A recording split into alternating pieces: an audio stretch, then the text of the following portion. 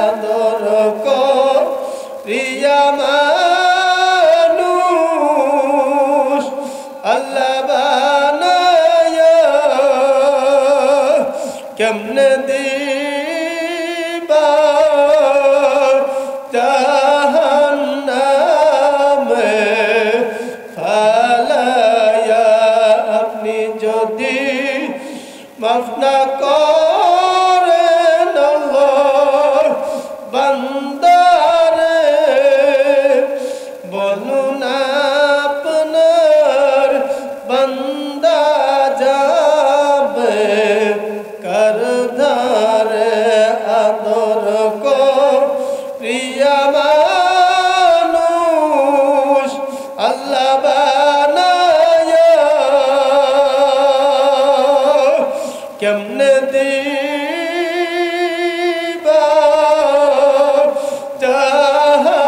জাহান্নামে ফালায়া কেমনে দিবা জাহান্নামে ফেলিয়া তুমি যদি মাফ না করো আল্লাহ বান্দারে বলো তোমার বান্দা যাবে কার ধারে তুমি যদি মাফ না করো আল্লাহ কবরে বলো তোমার বান্দার কি উপায় হবে আদর করিয়া মানুষ আল্লাহ বানায়া কেমনে দিবা জাহান্নামে ফালায়া কারো ডায়াবেটিস কারো হাই প্রেশার কারো লো প্রেশার বিভিন্ন রোগে আক্রান্ত হয়ে আল্লাহ কত কষ্ট করে বসে রয়েছে আল্লাহ আমার দাড়ি পাকা বাবারা মায়া লাগে না তোমার কি মায়া লাগে না মালিক আমি তাদের ছেলে হয়ে তোমার কাছে দরখাস্ত করলাম মালিক আমার মুক্তি ভালো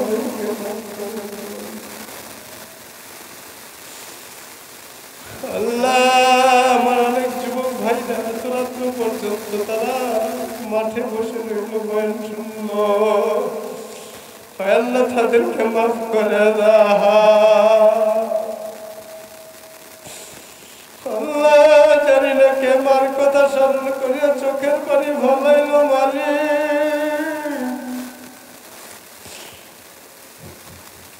বাবার কথা স্মরণ করিয়া হাওয়া করিয়া কান্দে আল্লাহ যার চোখের পানি পড়িয়া গেছে আল্লাহ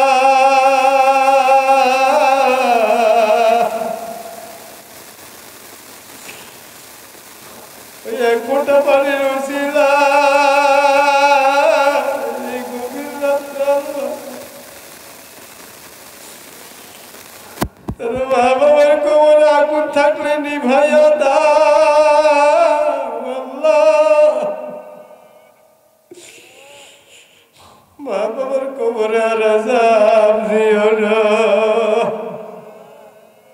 আল্লাহ সন্তানকে মা বাবা কত ভালোবাসে আল্লাহ বাবা না হইলে বুঝতাম না এখন আমি বুঝি সন্তান কি জিনিস আমাদের মা বাবা তো আমাদেরকে এইভাবে ভালোবাসতো আল্লাহ আল্লাহ গো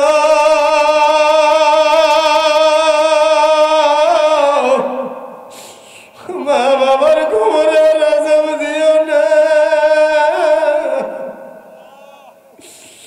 যারা আমরা হাত উঠাইলাম জানি না কার মা কার বাবা অন্ধকার কবরে শুয়ে রয়েছে আল্লাহ আজকের মুনাজাতকে উসিলা করিয়া মা বাবাকে ক্ষমা করিয়া দাও।